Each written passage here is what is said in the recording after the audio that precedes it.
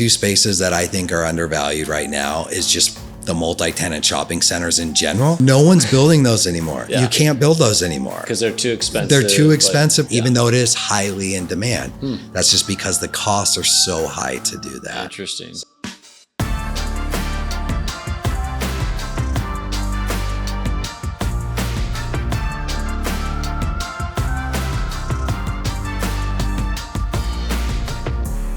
Today we're here with David Gellner. David Gellner is a retail investment sales broker, which means he helps clients like you buy and sell investment retail properties.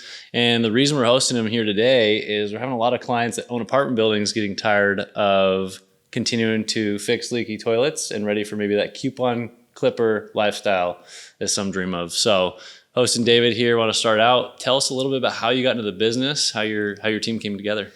It's quite the story. I actually was not in real estate early in my life. I actually was in the fire service right out of high school and did that till about 2012 timeframe, or actually before that, 2010, because what happened was obviously 2008 and I was a very young firefighter and lowest man on the totem pole, so to speak, and got told basically, hey, you should go to college or something. It's going to be a little rough for a few years. That was their nice way of saying it.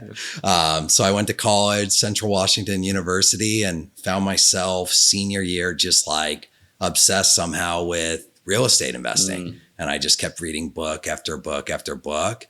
And how I got into brokerage was I applied to a job advertisement on monster.com as a commercial real estate broker. I had no idea what it was about. Had knew no one in commercial real estate. I think we knew one residential broker that was a family friend, but other than that, no idea about any of it. I just knew I wanted to be in the investment space and it sounded super interesting. So I took an opportunity. So you went to Central, I think you grew up north, like Lake Stevens? Lake Stevens, yeah. Grew up in Lake Stevens most of my life and then started working in Kirkland with a company. And so does that mean when you work in Kirkland that you only sell retail properties in like a local market? Do you sell in Washington? Define that a little bit. Yeah, right now our focus is on the Pacific Northwest. So I would say 80% of our business is Washington State focused, but we do a lot of business in Oregon, especially Oregon, Idaho, and even now in California sometimes. So I would say the retail business overall, as it's gone through its phases, is a lot less geographic focus, just because of the nuances to the asset class. Okay. And so that I'm aware of, there's four major food groups of types of investments. There's multifamily, which is apartments, industrial, office, and retail. How'd you pick retail? I honestly just took an opportunity. I mean, I knew nothing about this space when I started, 13 years ago. I just wanted an opportunity. That's awesome. Yeah. So you've been in it 13 years, had a lot of success. I'll define as a lot of closings, a lot of sales, right? You're still doing it. Yeah. Why do clients hire you? What makes you and your team different? Our true value to the client is we are specialized in this highly nuanced and specialized class of commercial real estate. So there's a lot of technical nature of this asset class that you need to look out for. And then especially due diligence related. So we have a whole team set up on the back end to go through page by page of every lease document, what's on the title report for the retail asset class in general, super important because of, cross access agreements, what's called CCNRs. So kind of the rules for the property if there's other owners. So there's some technical nature that you really want to dig into before you, just buy a property. Yeah. Interesting. And then explaining just a little more detail. Do you sell properties? Do you lease them? A little of both? Like define that for the audience. Purely retail investment sales. So no leasing, no management, for this field, and to be competitive and offer the best services, you got to be specialized. Gotcha. Okay. Does anyone that needs leasing help, you don't help with that, but you probably have? Absolutely. Okay. Yeah. If someone needs leasing help, we have a great setup at Kidder Matthews with who can be the best for them. Great. Well, good to catch up on a little bit of your background, who you are, loosen it up a little bit. What's your biggest mistake you've made so far in 13 years? I think for commercial real estate in general, and I've made a lot of them. So I think when I started in the industry, I was hyper focused geographically. So Tri-County region of the Puget Sound. And, standing here today in 2024, the industry in general, especially for retail, the clientele, and just the investor pool in general, it's gotten a lot more broad geographically. And so if I could go back in time, I probably wouldn't be as focused as only selling properties in the Seattle metro area. It would be more of a broader base because there's a lot of great properties out there. It's not just solely geographic based anymore. Okay. I know I'm going a little off topic here, but I do hear that from time to time from clients. They're like, I'd sell my apartment building if I could buy a net lease deal, but it's got to be in my neighborhood. Yeah. Is there any intrinsic benefit to having a net lease property in your neighborhood, or is it strictly people want to? I hear that a ton too. Yeah. I mean, so this is kind of a nuanced answer because there is a huge difference between buying, let's say, a Starbucks in Seattle or even Seattle Metro or even Washington State versus one in Alabama. There's huge differences. How it should work, and I've had many clients who aren't from Washington State or Oregon, and they just buy a property, and how it should work is, the tenant's taking care of everything. You don't necessarily need to, unless you want to, visit it. Yeah. So let's dive in then on that specific point. What is a net lease? Yeah.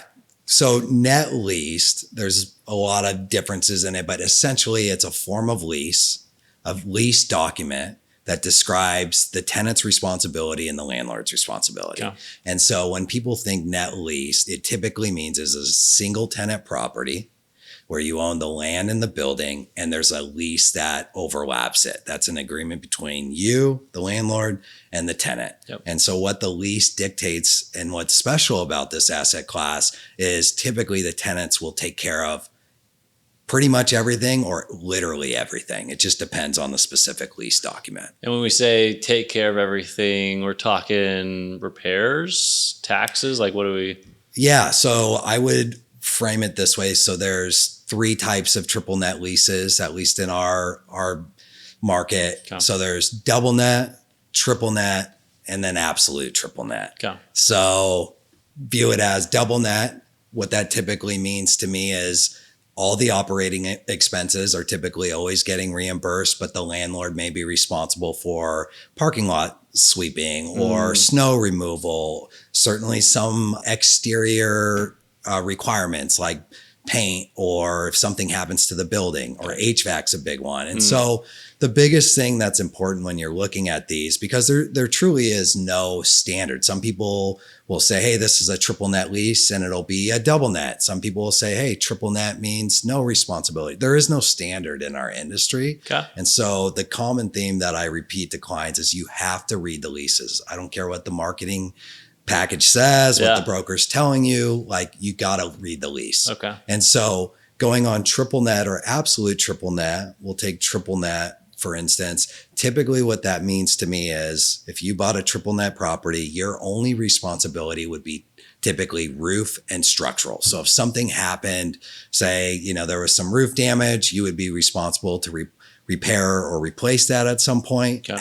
Absolute triple net, you literally have no responsibility. So meteor comes down and smashes through the roof, that's on the tenant. Someone drives through the building, that's on the tenant. Do you still carry, you as the owner, do you still carry some insurance? Yes. Okay. So there's typically a tenant policy in place that encumbers the property. And then usually overlapping that, you would have a landlord policy that is then reimbursed by the tenant. Okay.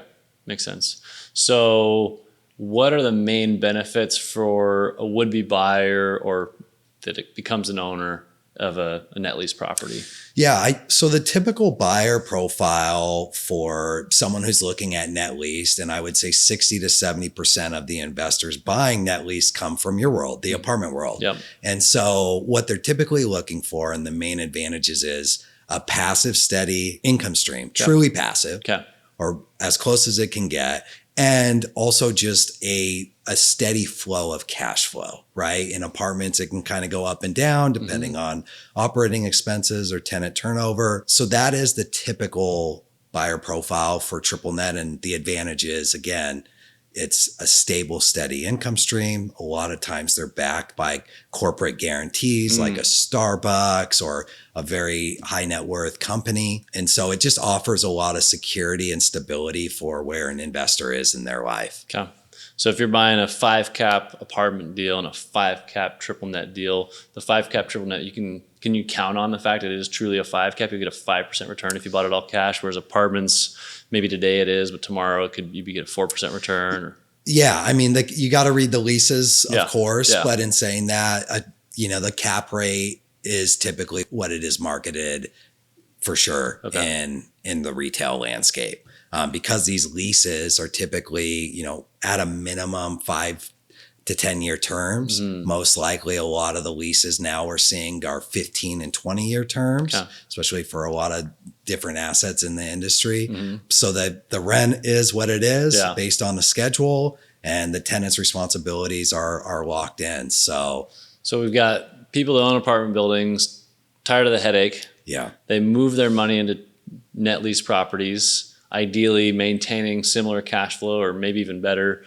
I don't see many coming back from net lease. Does it work out? Like, do they get what they're looking for? I would say the overwhelming majority of the time. Now, obviously, there's worst case scenarios that happen and bankruptcies in the retail landscape. But overall, I've actually never seen that. I'm trying to think. I don't think I've seen someone who enters the retail triple net and comes back to apartments. It's just, do you want a passive form of investment that's steady and stable, or do you want to go into apartments, which obviously take a little more work and management intensive? So there's pros and cons to each. I mean, so what is the risk then? The triple net's sounding pretty good. Why do apartments? Like, what's the risk, or what are you giving up in doing triple net? The triple net, especially the single tenant triple net space, I guess to answer the downside question, stable stream of income. I know I've said that, but it's more of a wealth preservation asset. So you're typically, because these leases are over a long period of time,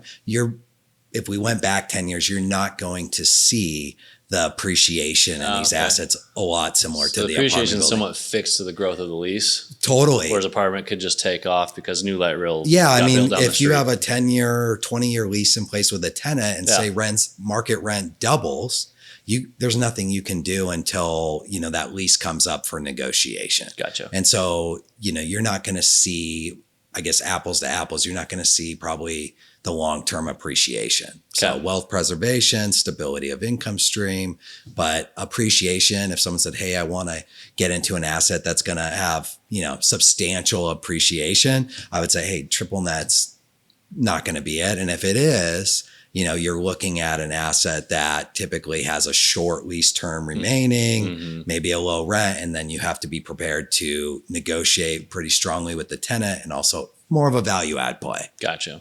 So if we're going for the longer term lease, net lease, we're talking maybe higher floor than apartments, but also a lower ceiling. For sure. Okay. Yeah. Are there any, you talked about it briefly, but are there any benefits to owning net lease properties in the market, the Pacific Northwest versus Alabama? Yeah. I mean, I think a big differentiator of our market versus others, and I've had a lot of clients frankly do this in the past, is they say, hey, why would I buy a Starbucks in Washington State at a 5 cap when I can go to North Dakota or somewhere else in the Midwest and buy one at a 5.5? Same lease, right? True, same lease. Yeah. However, real estate, location, but also our market is heavily insulated with the restrictions on developers, how difficult it is to build here. The demographics are very strong here, right? So a lot of disposable income typically, also population growth.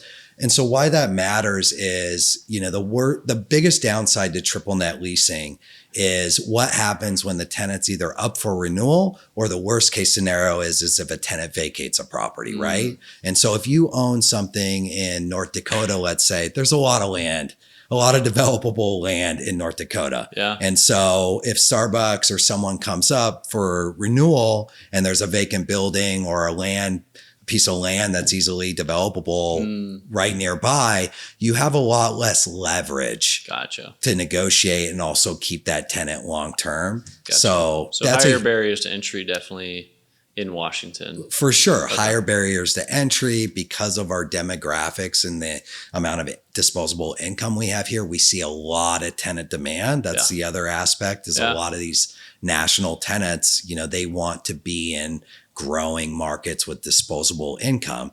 Not to say that I'm sure there's great places in North Dakota or Alabama, but again, the tenant pool for that worst case scenario is a lot shallower versus here. Okay. So typically looking at a deal, really broad metrics, people are talking price, we're talking cap rate, which is just return based on the price you pay. And then you'd mentioned tenant. You've mentioned that a bunch of times. I'm not going to say there's not some loopholes here, but like we see a Starbucks, we see a CVS, we're like, okay, we get that's a credit tenant. There's a big nuance to it though. Like if it's not these national known corporate backed tenants, what do people miss when analyzing these? That's a great question. So I would say, half of the space typically has some form of corporate guarantee. Now that can mean different things to different people, right? There's publicly traded and then there's not publicly traded. I think the main thing that you want to look for if it's a non-publicly traded tenant is you want to have corporate or company level insight. So a P&L. In a financial statement from the company itself. And then if it's an asset that's been, seasoned or around for a while, meaning it's been open for a year or longer, ideally you see some store level performance as well. So store level P&L or sales metrics. Okay. So it's an indication of how healthy maybe the business is. Correct. Okay. Yeah. So, and a lot of times you're not frankly going to see that, especially with a large corporate operator. But if we went from publicly traded company, obviously, to a large corporate operator that's not publicly traded, and then a franchisee is the other one. So say he has one location or 20, definitely with a franchisee, you want to see financial statements from them. So what their guarantee is worth and in the actual LLC, that's something that I think is totally missed in our industry. So even if someone had 50 locations and is worth, $100 million, let's say, well, the nuance to it is you want to see what that LLC, whatever it is, because a lot of these operators can put different LLCs for different pools of properties. And so you really want to see what the LLC is guaranteeing. Okay. Let's talk about the market right now. Net lease, we've defined it a little bit. We're getting to know metrics that are important, some of the nuances. How's the market? Yeah, I'll take our state approach or Northwest approach and then focus kind of nationally. So for the Pacific Northwest, because of what we've already mentioned, which is lots of barriers to entry. Right now, we're seeing an overwhelming amount of new tenant demand for the space. I mean, tons of retailer demand in Washington, Oregon, Idaho, especially. So what's happening is we have a low amount of inventory on the market in net lease. Simply because to increase supply, you typically have to have some type of development. Well, it's very difficult to develop right now. So and I understand we don't have to go too into it. It's difficult because it costs much more to develop today than it did a few years ago. Is there anything else you'd mention at a state level that makes it difficult? Yeah, I mean, geographically based, right? There's a lot of restrictions each city's put. So a lot of cities don't want drive-through anymore. So that's a big component of this is certain cities have almost pseudo outlawed drive-throughs. I'm just curious why that is, because my wife will drive like 20 minutes out of her way to not get out of the car. Yeah. Right. Yeah. No, I get it. I mean, I think what they would say is like a typical like town center type environment. Like that's the typical city approach, right? They want these town center feels and the mixed use assets because every city planner loves mixed use, even though mixed use is horrible for retail, like very difficult unless it's done really well. So they view, I've heard drive-throughs as a downgrading the neighborhood in general. So I don't agree with that, but I'm also biased. So let's look at the landscape today. Who are the investors looking for these net lease properties? So typically someone coming from, so 60 to 70% of the time, they're coming from, another asset class for sure. So whether that be apartments, they're typically looking for something. They're tired of tenants and toilets. I mean, I hear that all the time. Or they're reaching a point in their life where they say, hey, I've done the work. I've built the appreciation in my real estate portfolio. Now I just want to go have fun. Now I don't want to worry so much about real estate. I just want a steady stream of income coming in. What do I buy? And I would say, from my perspective, is net leased. I don't know another asset class that can offer a similar type of setup. Okay. The other class, is an investor, a high net worth investor, or someone with, who has a bunch of stock in a company that says, hey, I want to own a tangible asset. Okay. A nuance to this space also is if there's a high income earner. So say you make substantial income from your day job or your business in general, the net lease space, there is a component based on the current tax law, and obviously consult your CPA. Yeah. But there's, automotive gas stations offer substantial depreciation benefits. So there's a lot of nuance to that. Okay.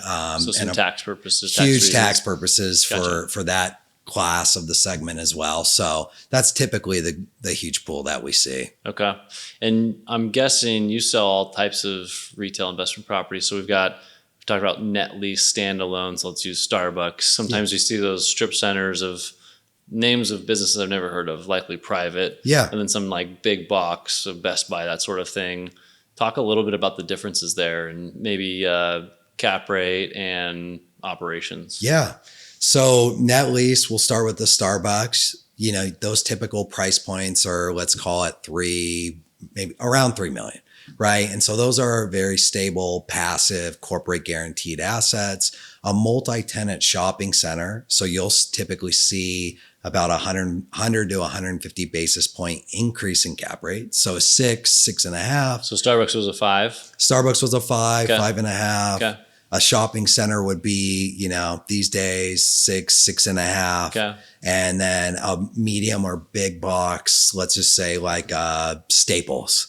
Right? You're typically seeing, 7+.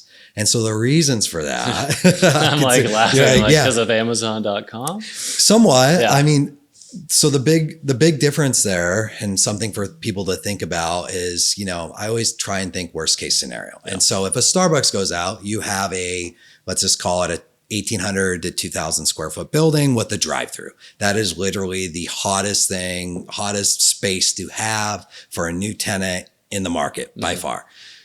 Now you take a Staples, right? Well, that's typically 20,000, maybe 15,000, but 15,000 to 25,000 square feet.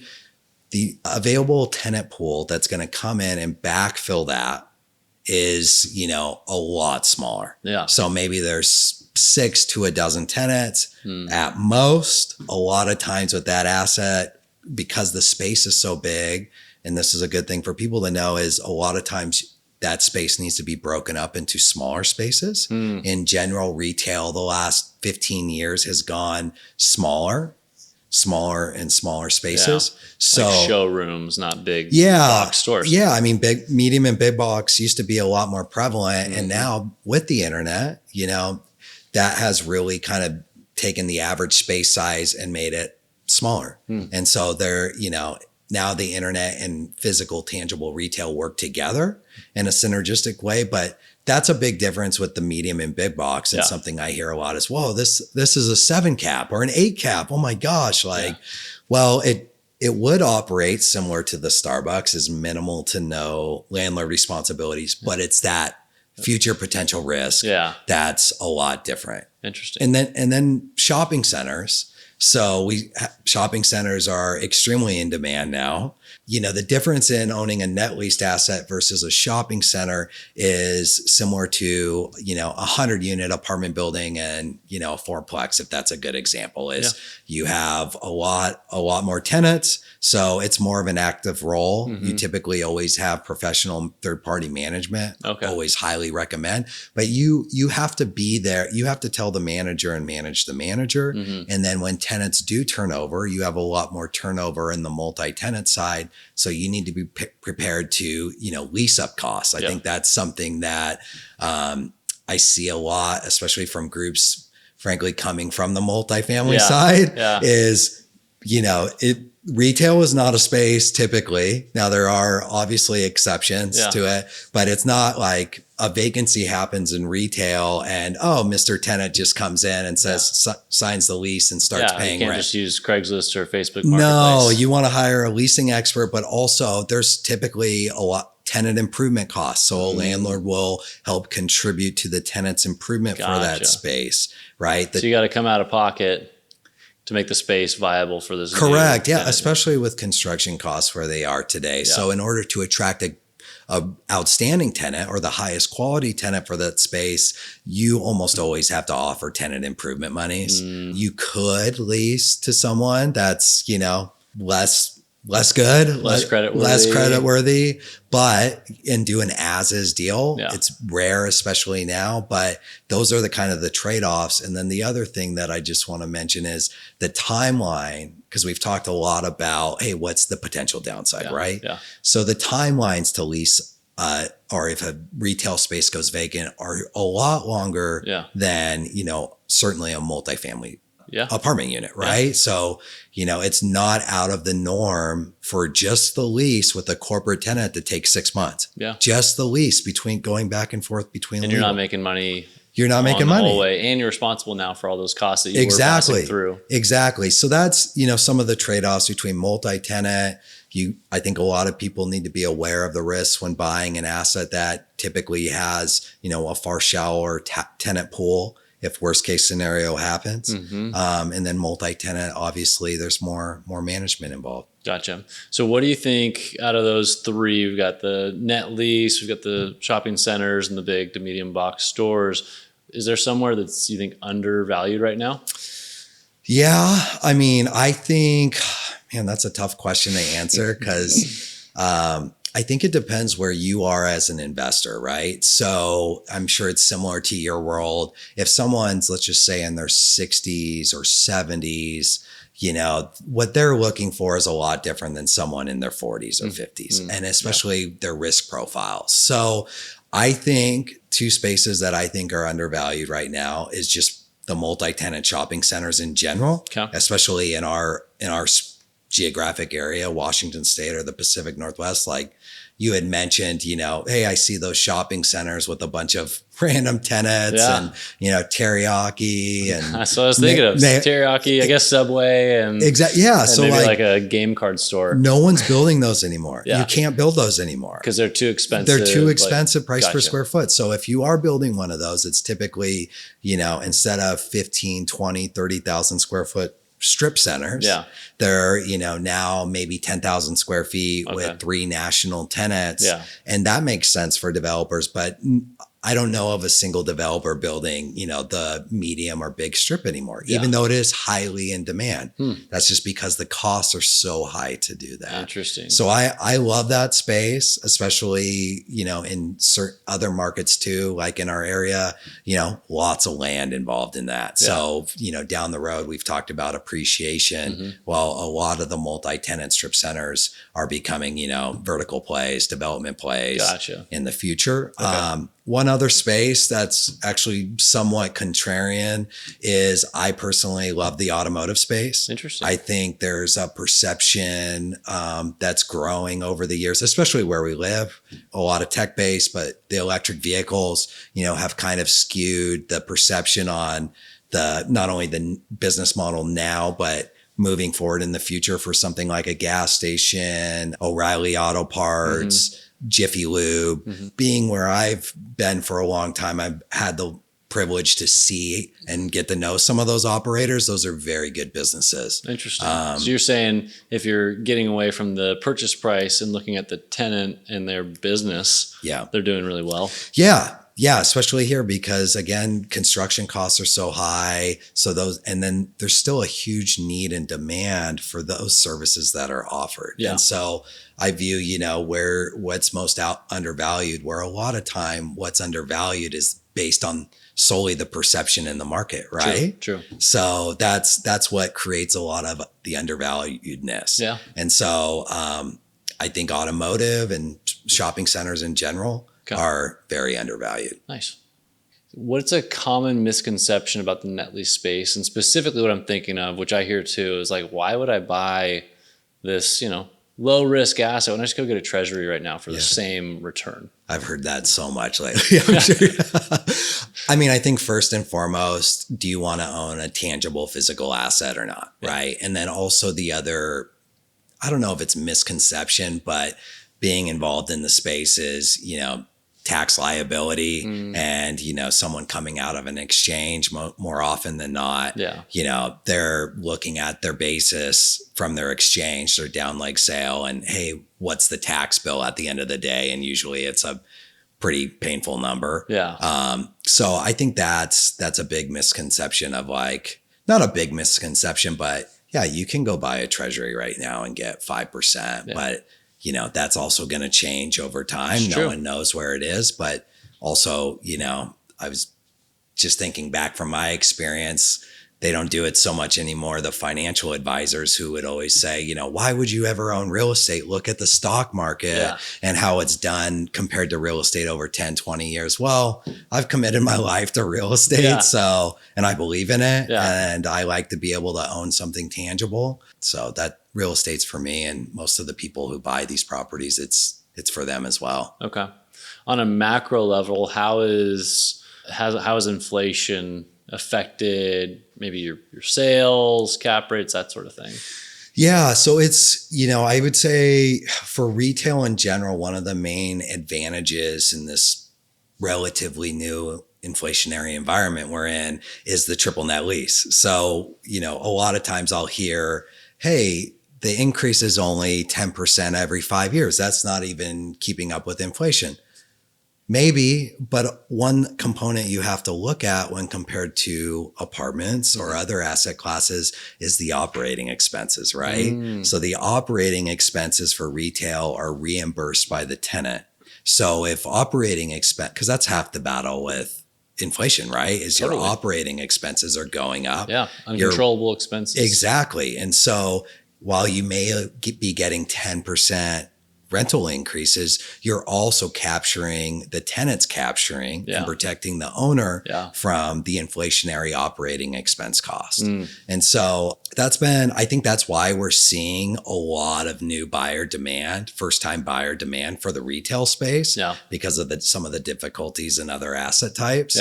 As far as, I saw an article or a piece of data about the average price of McDonald's hamburger, not even 10 years ago, 5 years ago to now, it's doubled. Yeah. And so our kids won't have a dollar menu. No. We grew up on a dollar menu. Yes, we did.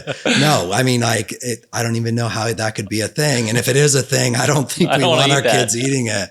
So, prices have gone up for a lot of these tenants just to, they're combating employment, rising employment costs, food costs and all of that. But really, as far as a cap rate perspective, truthfully, we haven't seen cap rates move that much because the other thing to consider, not just inflation, but debt costs, what's the average debt rate right now for retail? It's anywhere between 6.5% to 7% interest rate. Okay. Well, almost everything is selling below a 7 cap right now, which if you would have asked me 3 years ago and said, hey, if interest rates go to 7, where is a multi-tenant shopping center going to say? I would have lost everything saying, hey, it's going to be certainly above a 7. Yeah. But what's happening is I think these headwinds and other asset categories are happening. Yeah. There's a ton of liquidity out there. a huge amount of liquidity, Yeah. and there's only a certain amount of retail assets to buy. Yeah. And so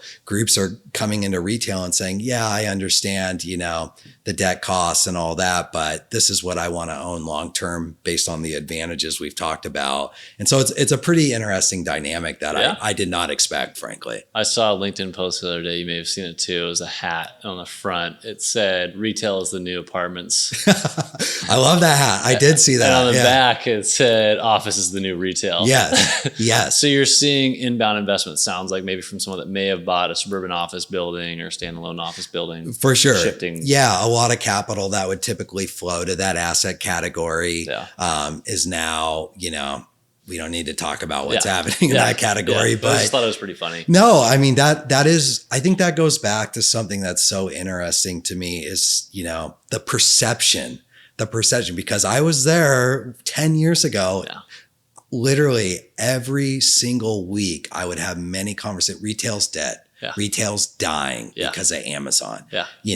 The internet, why would you go to a physical store? Yeah. And it happened, over a period of time, 10 years, but retail evolved and adapted. And now, in my opinion, it is a far superior service for the industry than it was 10 years ago. Well, economics played out in my eyes, right? So demand for the space maybe went down. So supply stopped completely, and now demand exceeds supply, and it's a healthy class to be in. Totally. Yeah. I mean, back in the day, 10, 15 years ago, we talked about those strip centers. Well, guys would just have a couple tenants and then build the whole shopping center. Yeah. And fill it up as they were building it, or fill it up once it's completed. Spec retail. Spec retail does not happen anymore, right? Yeah. And so exactly what you said, the market dynamic, and I think that'll hopefully happen for our office as well. But retail, that's a big perception part of it. Is there's the perception now people are seeing. We have 3% vacancy rates in the Puget Sound, which is historic lows. Yeah. Historic lows. What's like a historic average?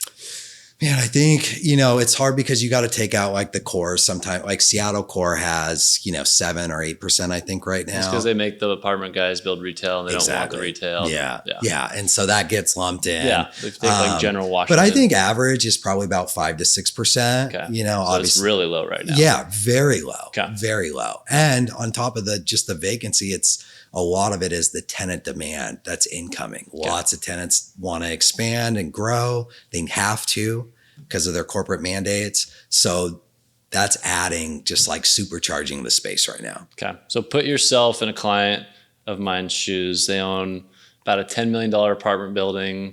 They want to sell it. They're tired of, you said, tenants and toilets. Yeah. Where would you put the money?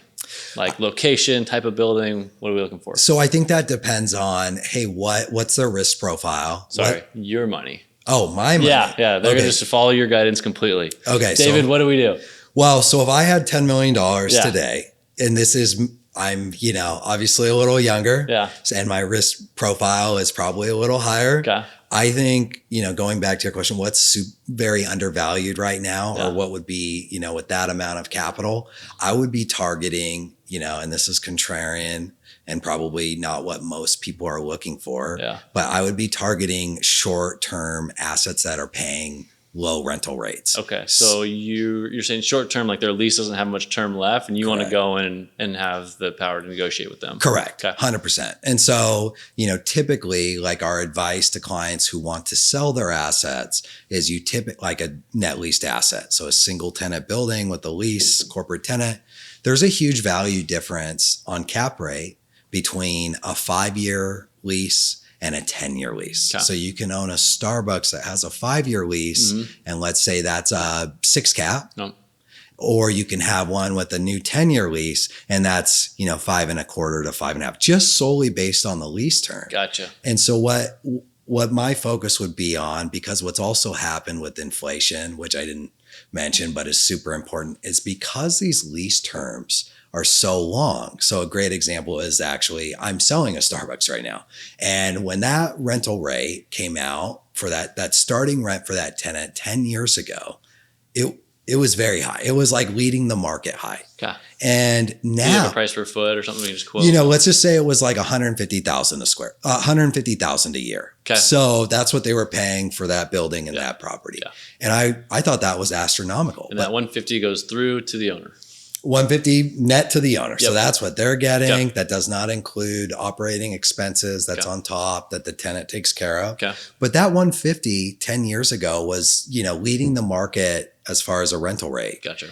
Now I'm selling that property again. Well, the average for a single tenant, especially a Starbucks, is like $180,000 to $200,000. We're even starting to see Starbucks go over $200,000 for new construction. Wow. So that's some of the positives and negatives is, while you may not be keeping up with the market rental rates because of the long lease terms, well, because of inflation and the tenant demand, if push came to shove at the end of this lease term, you're likely on a lot of triple net properties going to be far below market. Okay. So I would be targeting, something under 5-year lease term, ideally with a drive-through. The lower rent, the better. Not even worrying about cap rate or return, because the play for me and my perspective would be, hey, where's the future upside? Because we have so many people in the market looking for new space. Nothing's being built. Record vacancy rates low. Low vacancy rates. Gotcha. So you're just saying, I'm betting that no one's going to catch up with the supply.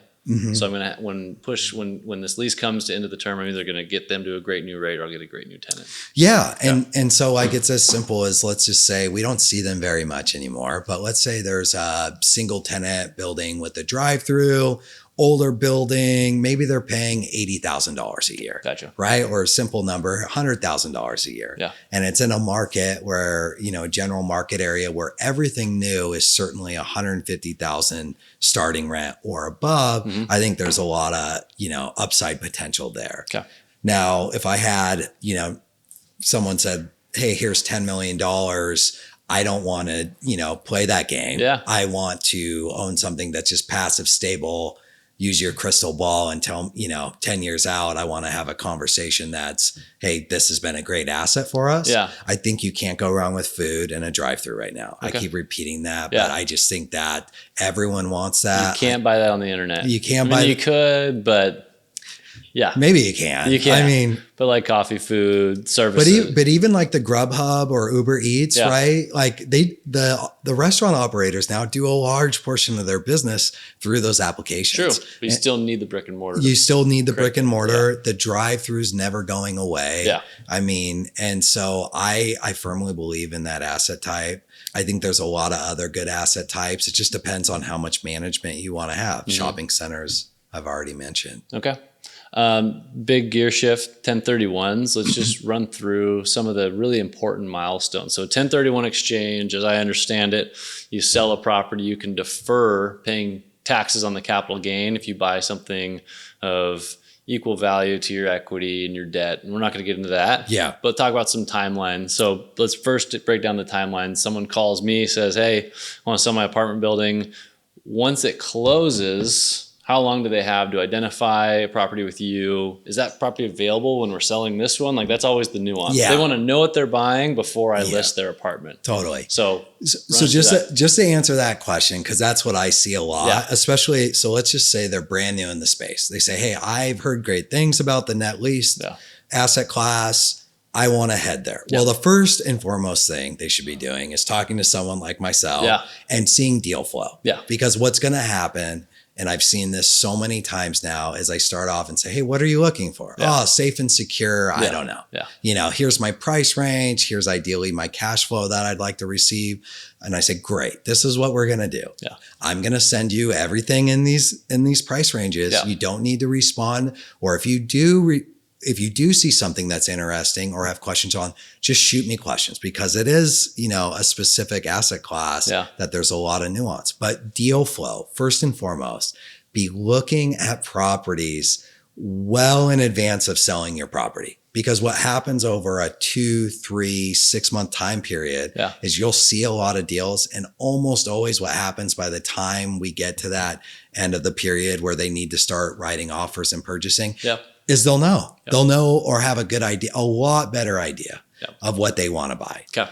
So it's that along, and I say the same thing. Like, I promise you, first time apartment buyer, you're not going to buy the first building we look at. But after you've looked at 10 or more and you see one that excites you, you'll know because you've seen all the other ones you passed on. Right. So start looking at assets. Now they've hired me. They're like, hey, let's get out to market. Can they start identifying opportunities to purchase with you when we're on the market? Or when's like the real breaking point when they can? Yeah, I would say when you're the best buyer, or certainly a very well positioned buyer in the marketplace, because it is a competitive environment, you at least need to have a non-refundable deal. Okay. So your apartment building is non-refundable. So it's under contract. The buyer that's buying the seller's property, they have no more contingencies. They have to close or lose their earnest money. Correct. At that point, my client, the seller of the apartment building, becomes your client. Yes. Buyer. Yes. And is credible. Yes. To a would-be seller. Yeah. Does the seller market like understand that situation, that they're going from apartments to that, and so they're looking for a non-contingent deal for their acceptable? I mean, every seller, especially because a lot of the sellers for the net leased asset class are professionals. So they're developers, they're merchant developers. Gotcha. This is what they do for their livelihoods. And so, yes, that is usually the first question. If we write the greatest offer of all time, full price, quick contingencies, the first question is going to be, hey, where are they at in their exchange? Is their down leg? Is the property they're selling non-refundable? Gotcha. And if the answer is no, not yet, it's, usually not a good conversation, especially if there's a competing offer. Yeah, exactly. Yeah. So want to be at least non-refundable. And I would say part of what we've talked about is look at a bunch of properties, have multiple conversations. So you kind of know once you're non-refundable, that's when I would highly suggest starting to write offers, because then the next phase, right, is due diligence. Okay. So you're from the day they close their apartment sale with me, the broker, how many days do they have before they have to quote unquote identify an exchange opportunity? So 45 days to identify. Okay, so like a month and a half. Month and a half from when they close. Okay. And then they can identify up to 3 properties, sometimes more. Is that enough time? Like, have you worked with clients that do this? Absolutely. Okay. All the time. People ask me all the time. They're like, there's no way it's enough time, but clearly it is. Yeah. Yeah. I mean, the benefit of this asset class too, frankly, is, especially the single tenant net lease, is the due diligence can happen very quickly. Okay. So, part of this process is usually there's one lease, right? So depending on how quickly your counsel or yourself can read the lease, part of the service we offer is we're going to read it along with you and make sure it matches what's advertised. But that's the main 80%, right? And then the other 20% is depending on the lease and the requirements of the landlord or the owner is, hey, if it's some structural requirements or roof and structural, maybe we get an inspection, right? So however long that takes, 2 weeks. And then always, I think this is, I don't know, do you guys do phase 1 environmentals? Yeah, definitely for apartment sales. Okay, that's another thing that I highly suggest as well. So 45 days from closing, that's more than enough time. And again, you don't have to buy that property within 45 days. You just have to identify, up to 3 properties if you want, and close on one of those 3 properties within a 180-day period from when you close. Yeah, so you have 6 months to close. From the day you close your property, 180 days, but that 45-day period is when you got to identify properties. Gotcha. And then let's say my client, this fictional person, is working with you.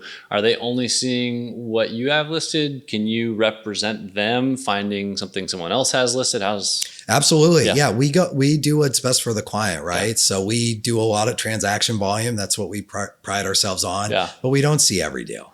And we send what's best for the client. So I may not have inventory that I'm exclusively selling that's best for them, but I'm certainly tracking everything in the retail space. So the other brokers or teams that are listing. So if this person 100%. Said, I have to have a Walmart, for whatever reason, and you're like, I know the groups that do that, and then you say, here's 3 Walmarts. Yes. Is that absolutely? Yeah. In the retail space, I mean, I think there's probably 5, 6, 7x the amount of apartment brokers versus retail investment brokers. I mean, it's a very small space.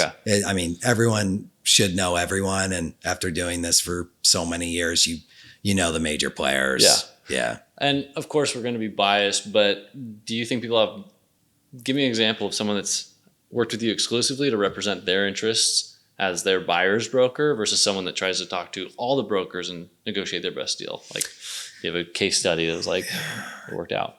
Like, as far as like expand a little bit, like, So I'm saying, David, you know what? My wife and I, we want to just have you represent us. Yeah. We're looking for this type of property. Talk to the brokers, talk to the owners, just find us deals. Yeah. And we'll make sure you get paid. yeah. Like, No, so that's, I think obviously we're biased because that's what we would like to do, Yeah. because it allows us and my team to, really spend a lot of time with the client, Yeah. knowing that, hey, they've trusted us. Yeah. Now we're going to put in the work, Yeah. and we're going to turn over every stone possible in this market. Yeah. And I think the big difference in retail is, we've talked a lot about the advantages of the space, but there's so many little nuances.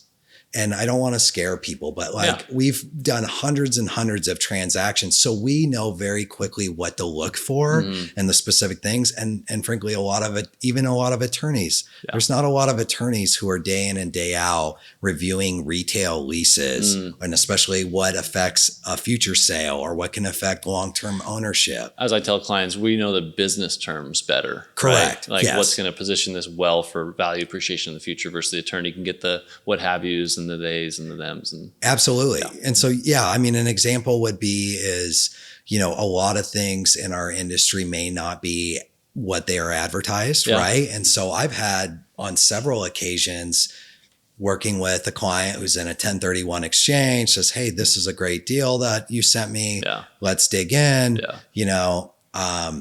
We start digging in, and there's a discrepancy based on what they're marketing and what the lease says. Okay. And that discrepancy can be as big as, well, actually there's some leakage in the operating expense reimbursement. So actually your NOI is what you're going to receive is a lot lower than what they're marketing. Or, and why that matters is if you capitalize that income, as we know, that's a huge delta in price from what they're offering. So I've had that happen on probably like 6 to 10 occasions. Yeah. The other big one too is environmental, because of the retail class in and of itself. Environmental and watching for that is huge. Okay. One point I'll make on this, someone told me, I'll share with you, and hopefully your clients hear it as well, but it's like the best of the best, which I'll put you in that category, they're working their business hours 9 to 5 with the clients that have entrusted them, signed agreements, are focused on, and have hired you. And I want to help as many people as possible. But if you're not going to commit to me, you're going to get my nights and my weekends. Yeah. Or you're going to get a really unqualified if someone has a lot of time to work with you, they're probably not the person to work with. 100%. So that's my 10 cents on it. It's like, hey, if you want my like business time, commit to me, I'll commit to you. Yeah. If you just say, hey, go get me this random price and I'll pay you or I'll pay anyone else, I'm like, yeah, if it comes together, great, but no one's going to focus on you. And we see that, I'm not going to say it happens all the time, but there's several occasions that come to mind where that has happened and it's had a significant problem. Yeah. All right. So looking towards the future, what's your vision for your team? How you're going to continue to grow and service people in this market? Yeah. The vision for us right now is we're a close group of individuals that work together right now. And I want to have these relationships for my lifetime. So that goes not only for the team in general, but for the clients. That's where I'm at and the team's at personally is, hey, we want to have these longstanding relationships for our lifetimes. Yeah. And then from a market perspective, we want to own the market share for retail investment sales in the Pacific Northwest. So that's awesome. Yeah. You and I talk a lot about this. What makes a successful broker? What are common attributes, some of the pitfalls? Like, for anyone that's maybe considering joining a team like yours or might want to reach out to you, what are some common attributes of a successful broker? I think you have to have a huge desire to succeed. You have to have that fire, that hunger. I mean, I think we've all talked to a lot of people who want to be in the industry, and it's something that's hard to verbally explain, but you can just feel it, right? You can just feel that desire to succeed. I think that's first and foremost. And then I would say, some other attributes are discipline. I mean, this is a long-term business with long-term people. You're not going to make $1 million in your first 30 days. I can guarantee you. And you need to view this business as, certainly at a minimum 10 years. I know that sounds like a long time Yeah. I mean, it did to me when I started, Yeah. but have a 10-year outlook. I guarantee you, if you do the right things over and over during a 10-year period, you're going to live a life and have a lifestyle that's better than you could have ever imagined. But most people aren't willing to, do the hard work and what it takes over and over again. Yeah. And then I think a big differentiator, once you've reached that, like let's say, reached somewhat of the top 10% or the pinnacle of the space, I would say we are, is, having the radical honesty, right? Yes. And so that's something like when I was in the fire service, they would always ingrain in us that I just took to heart, was just every call, act like you're going to your mom, act like you're going to your dad. No. Right? Yeah. Treat that person like your mom or dad. Yeah. And obviously, we're selling commercial real estate, so it's a little different, but having that perspective. And I think that's a true separator, is going, whether they want to hear it or not, whether the client takes it or not, saying, hey, look, Steve, hey, look, Dan, we saw this in our underwriting, or this is a huge downside. I don't know if you should do this deal. Yeah. And from what I've heard, from longstanding clients, is like, not a lot of people do that. Yeah. And that's unfortunate. Yeah. And so I think being in a position, one, to do that, and two, just having the radical honesty with clients, I think that's a true separator for our space. Nice. Any recent pivots in your business that you've made or plan to make in the near term? Yeah, I mean, we are growing. So the team's growing. We're growing. We're, selectively choosing team members that, have a great value system and work ethic. Others, while that may be hiding or trying to wait out the market, we're, expanding and getting better and better each day. I think from a technical basis on, pivots is actually one space that we are, working more and more in, is the gas station space. And, not to get into the weeds too much, but there's a ton of liquidity right now in the gas station segment in and of itself. And so a lot of that buyer pool, because similar to tenants and toilets, there's a lot of individuals who have ran and operated gas stations for many years and are tired of operating gas stations. And now they own these assets, the business and the underlying real estate, that's worth a lot of money. Yeah. And so now they're looking to pivot into a more passive income type scenario. And so we're really making sure we're involved with these people, because they have been some of the best clients and buyers in the market. Interesting. I actually will recant the statement I said earlier. I do have one client that's selling a gas station, sell high, buying an apartment building right now. There we go. See? So that's where the cash is. Yeah. Gas stations. The appreciation's there. Okay. Any words of advice for either a broker or investor that's riding out this challenging time right now? Yeah. I mean, I think I tell myself this all the time, this too shall pass, right? I mean, there's no sugarcoating it. It's a tougher environment right now for brokers and investors. And over the course of let's just say again, a 10-year period, we'll look back and hopefully most of us will say, hey, it wasn't that bad.